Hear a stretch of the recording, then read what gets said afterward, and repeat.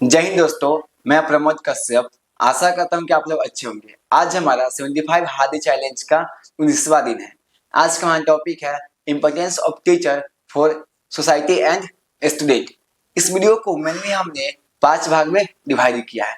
First part में जानेंगे teacher हमारे एकेडमिक नॉलेज में क्या हेल्प करते हैं, उसके अलावा हमारा जो सोशल नॉलेज होता है क्या उसमें भी हमारे टीचर का कोई कंट्रीब्यूशन होता है। उसके बाद जानेंगे फ्यूचर ऑफ कंट्री। किसी भी देश का जो भविष्य होता है वह कहीं ना कहीं एक शिक्षक और एक छात्र पर निर्भर करता है। उसके अलावा हम जानेंगे इस वीडियो में कि एक साथ छात्र और एक शिक्षक के बीच का जो बॉन्डिंग होता है वो किस प्रकार का होता है। लास्ट में हम सभी चीजों को कंक्लूड करने का प्रयास करेंगे। तो हम आते हैं अपने फर्स्ट पॉइंट पे। हमारा फर्स्ट पॉइंट है importance of teacher in academic knowledge. जो भी शिक्षक होते हैं वो कहीं ना कहीं हमें एकेडमिकली काफी हेल्प करते हैं, जिससे हम क्या करते हैं, जिस फील्ड में हम जाना चाहते हैं उसमें हमारा रुझान होता है और टीचर हमें एग्जाम्पल्स के थ्रू समझाते हैं, जिससे क्या होता है कि हम उन चीजों को समझ पाते हैं कि जो भी हम पढ़ रहे हैं उसका हमारी रियल लाइफ में क्या यूज होता है, या वो सिर्फ हम ऐसे ही एक नॉलेज को गैदर कर रहे हैं। क्योंकि नॉलेज गैदर करने से कोई फायदा नहीं है, अगर हम उसका यह जान लें कि उसका एप्लीकेशन क्या है तो शायद यह हमें काफी ज्यादा लॉन्ग टाइम तक याद हो पाएगा। इसके अलावा बहुत सारे टीचर्स अलग अलग तरीके अपनाते हैं एकेडमिक चीजों को समझाने में, और अगर हम ओवरऑल बात करें तो बच्चे उस टीचर को ज्यादा पसंद करते हैं जो चीजों को समझाने पर ज्यादा फोकस करते हैं एज कम्पेयर टू कि जो भी बुक में लिखा गया है उसको या तो रटवा देना या फिर उसको समझा देना या लिखवा देना। इनसे ज्यादा आता है कि जो टीचर बच्चों को बिना दबाव के रियल लाइफ के एग्जाम्पल के थ्रू चीजों को समझाते हैं तो उनसे क्या होता है कि बच्चा जो है कनेक्ट हो पाता है, और वैसे शिक्षक का बच्चा कभी भी क्लास अटेंड करना चाहता है। 3 घंटा का भी क्लास जो है उसको कोई दिक्कत नहीं होता है। लेकिन वहीं पे कुछ ऐसे भी शिक्षक होते हैं जो जस्ट जो बुक्स की बातें हैं उनको सिर्फ लिखवाने का काम करते हैं। वैसे शिक्षक से छात्र कभी भी पढ़ना नहीं चाहता है, उनके क्लास में हमेशा बच्चे कम ही होते हैं।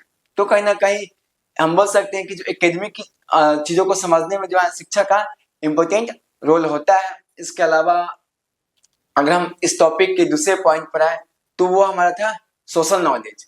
हमें एकेडमिकली चीजों के साथ साथ सोशल नॉलेज भी हमें शिक्षक के द्वारा मिलना चाहिए, क्योंकि हम कहीं ना कहीं एक समाज में रहते हैं और समाज में रहने के लिए अगर हम पहले से ही तैयार रहेंगे तो जब हम एक गृहस्थ लाइफ में प्रवेश करेंगे तो इससे क्या होगा कि हम समाज की चीजों को पहले से समझ चुके होंगे, तो हमें गृहस्थ लाइफ में ज्यादा समस्या नहीं उत्पन्न होगा। तो कहीं ना कहीं जो भी शिक्षक है वो इस बात पर ध्यान दे कि वो एकेडमिकली चीजों को तो समझाए ही समझाए, उसके साथ साथ वो सोशल चीजों को ही समझाने का प्रयास करे।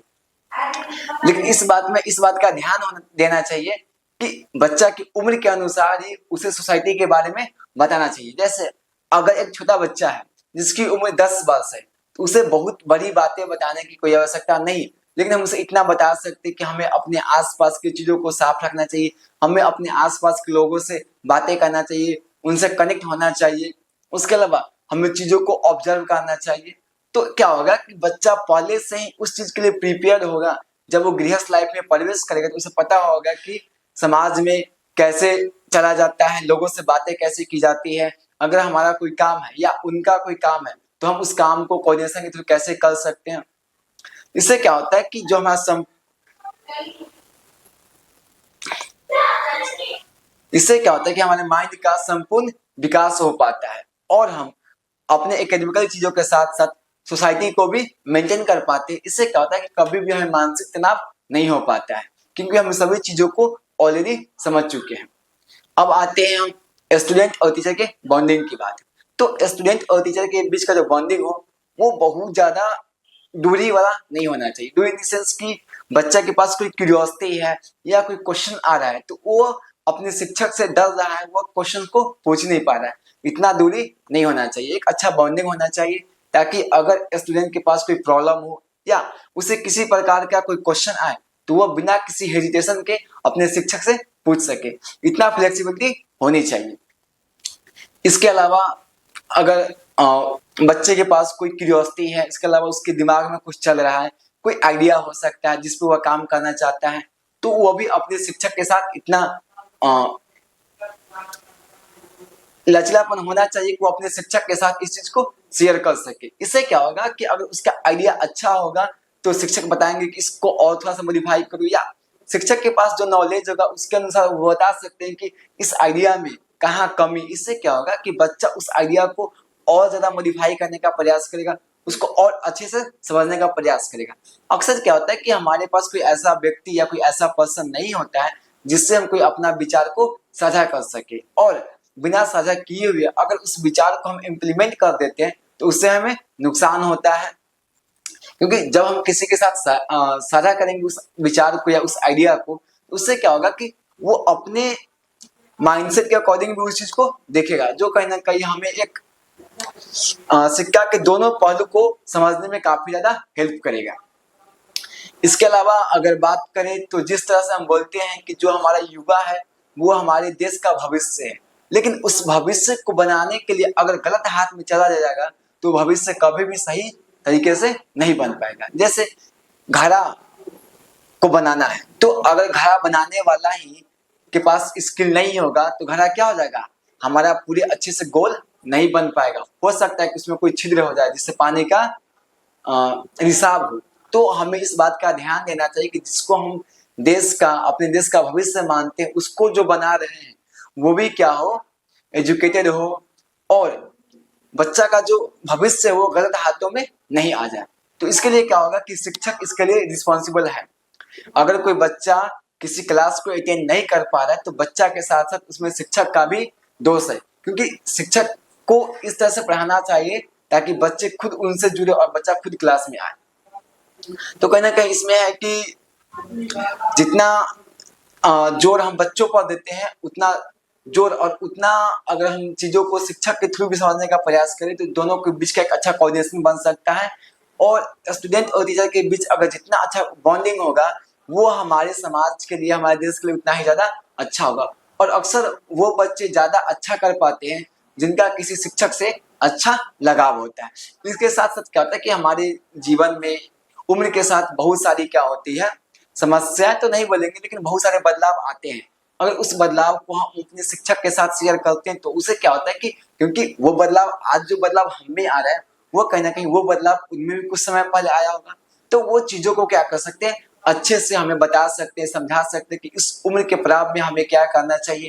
क्योंकि जो बायोलॉजिकल प्रोसेस है वो तो आना ही है, लेकिन हम उससे कैसे बच सकें, उसके अलावा हम क्या क्या सावधानी बरतें ताकि जो यह भटकाव वाली दुनिया है उसके भटकाव में ना जाकर जो हमारा लक्ष्य है हम उसकी ओर केंद्रित होके आगे बढ़ते चले और कम समय में हम बड़ी उपलब्धि को हासिल कर लें।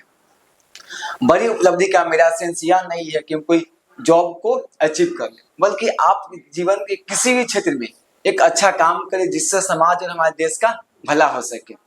तो कहीं ना कहीं जो बॉन्डिंग का जो रोल होता है वो काफी ज्यादा महत्वपूर्ण हो जाता है। अगर हम चीजों को कंक्लूड करने का प्रयास करें तो हम यही कहेंगे कि जो भी शिक्षक होते हैं वो हमें एकेडमिकली काफी ज्यादा हेल्प करते हैं, जिससे क्या होता है कि हम उस क्षेत्र में अच्छा कर पाते हैं। और किसी पर्टिकुलर एग्जाम की बात करें तो उसमें क्या होता है कि जब भी कोई एग्जाम होता है तो उसका एक सिलेबस होता है, तो टीचर क्या करते हैं उस सिलेबस के अकॉर्डिंग ही हमें पढ़ाते हैं। ज्ञान के लिए पढ़ाई अलग होता है और किसी एग्जाम को क्रैक करने का जो पढ़ाई होता है वो काफी ज्यादा अलग होता है। तो शिक्षक क्या करते हैं अपने अनुभव के अनुसार हमें इस तरह से तैयार करते हैं ताकि हम कम समय में और कम चीजों को पढ़कर भी किसी पर्टिकुलर जॉब को अटेन कर पाए।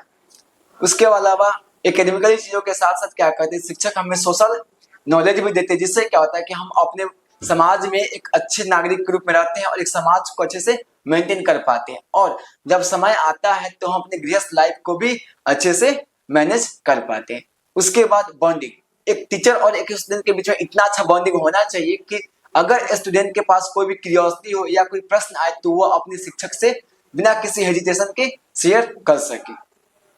इसके अलावा अगर हम बात करें कि जिस तरह से हमारे यूथ को या हमारे युवा को या हमारे छात्र को देश का भविष्य कहा जाता है, लेकिन उस भविष्य को बनाने का जो हाथ है वो किसके पास है, हमारे शिक्षक के पास। तो अगर हमारे शिक्षक टैलेंटेड होंगे, वो हमारी रिक्वायरमेंट को समझेंगे और हमारे अकॉर्डिंग चीजों को पढ़ाएंगे, तो इससे भी क्या होगा, हमारे देश और हमारे बच्चों का काफी ज्यादा विकास हो पाएगा। आज क्या है कि हम चीजों को सिर्फ रट रहे हैं, उसको समझने का प्रयास नहीं करें, हम स्किल्स पे फोकस ही नहीं करें, बस हम चीजों को रटने का प्रयास करें।